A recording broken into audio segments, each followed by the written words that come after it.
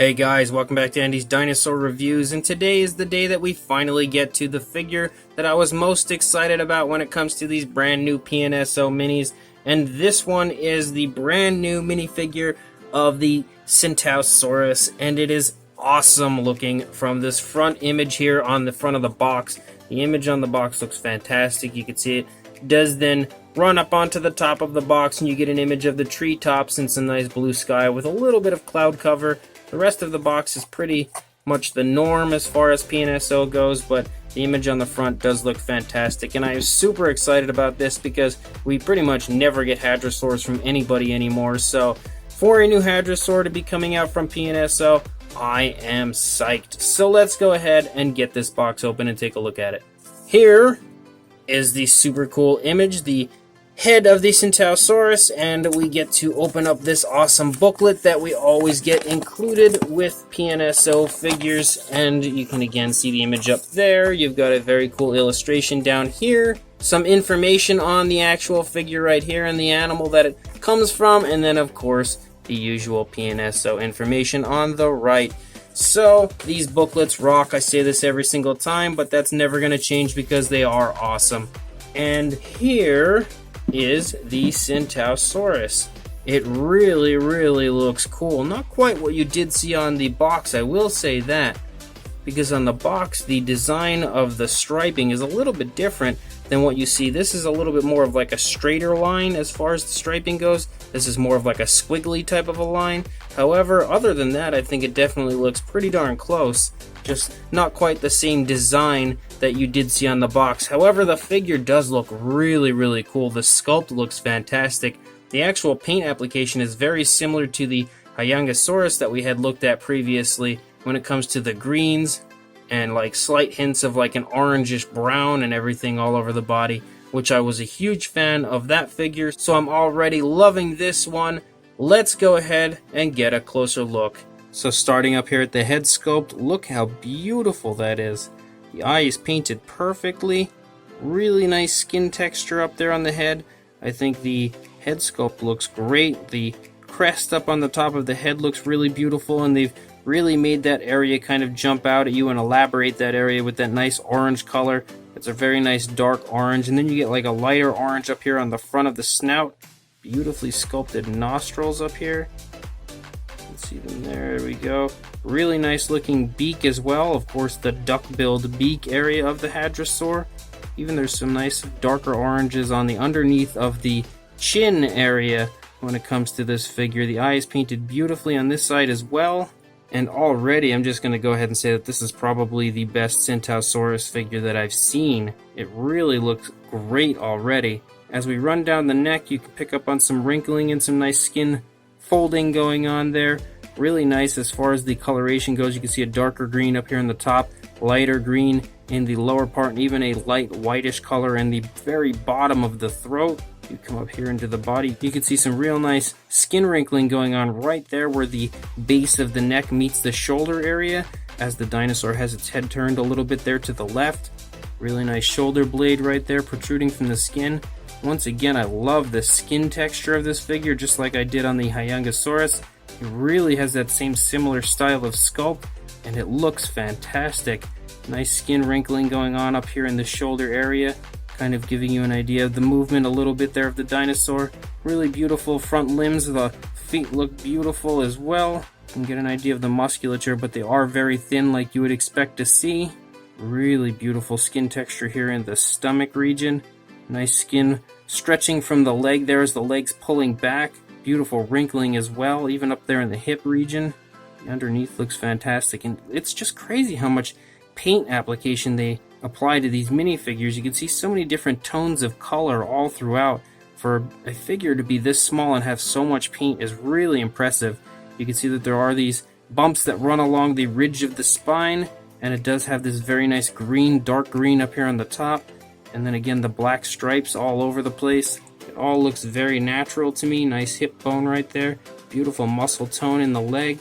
Nice calf muscles as well. And I love that the black kind of stripes down the leg, giving it a very flashy appearance right there.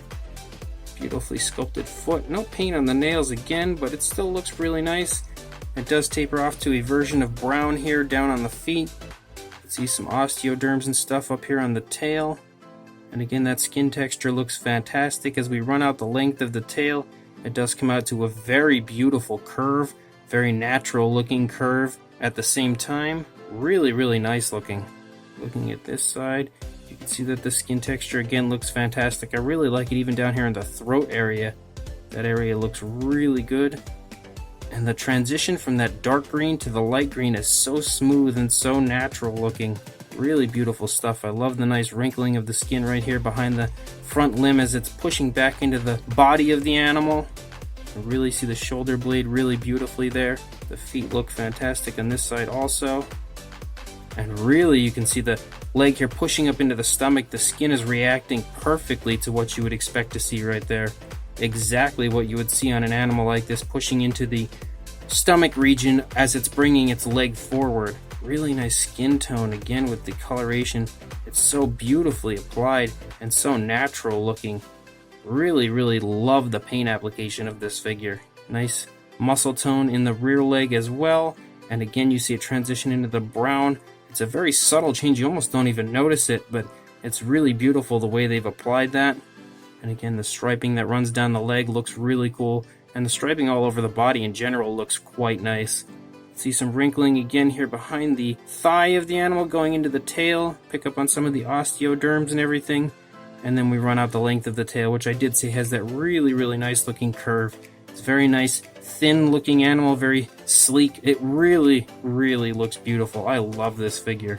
As far as a size goes, from the tail to the head, you're looking at about a little over almost 4¼ inches or about 10.5 centimeters. And for a height, about 2 inches, pretty much on the dot, or 5 centimeters.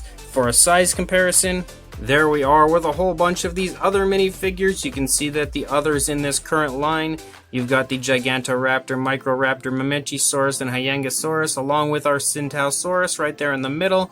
And you've also got the Mattel Ceratosaurus right here in the front, and the older mini Cryolophosaurus that PNSO had released previously there in the back. You can see that as far as these minifigures go, the Tsintaosaurus is probably the second smallest out of all of them, with the Mamenchisaurus, if we don't go by length anyway, being probably the smallest out of the group, but it really, really holds its own as far as its individual beauty. I love all of these minifigures, but man, this Tsintaosaurus is definitely my favorite. My opinions continue to change every single time I see one of these, but as of right now, I'm definitely going with the Tsintaosaurus as my favorite. So this figure rocks, and that again might be me being a little biased because I am in love with hadrosaurs, and anytime we get a hadrosaur, I'm just dying to love it. So again, I might be a little biased when it comes to making this my favorite, but it is so beautiful. The paint application on this is fantastic. I love the uses of greens all over, and it is so beautifully applied, so realistically applied. The way the greens transition from one green to a different green, lighter to darker, it's so wonderful the way it appears. It looks so realistic and in general flashy because of just how beautiful those greens are that they've gone with, along with the uses of the orange on the snout, and the crest really helps to just top it off when it comes to a very striking appearance as far as a dinosaur goes. The sculpt is also fantastic considering its size. It is crazy impressive continuously to me just how well sculpted these minifigures are from PNSO. They are just as highly detailed as you see on the much larger figures that they release, and that really impresses me and shows you just how beautiful of a figure you can get for such a cheap price as far as PNSO goes. So this Tsintaosaurus is fantastic, and as I said, it's definitely the best Tsintaosaurus that I've seen from any of the companies that have in fact released them. In fact, I can't really even remember too many. I think maybe Collect Day might be the only one. So I could be missing one, I'm not sure, but regardless, this one does look fantastic. Absolutely fantastic. So if you want to pick this up, I will be sure to include a link in the description for you to do exactly that. So make sure that you head on over to the Amazon PNSO store through the link in the description. Pick up this beautiful Tsintaosaurus from PNSO. But before you do that, don't forget to please like, comment, and subscribe, and I will see you in the next review. Thanks for watching.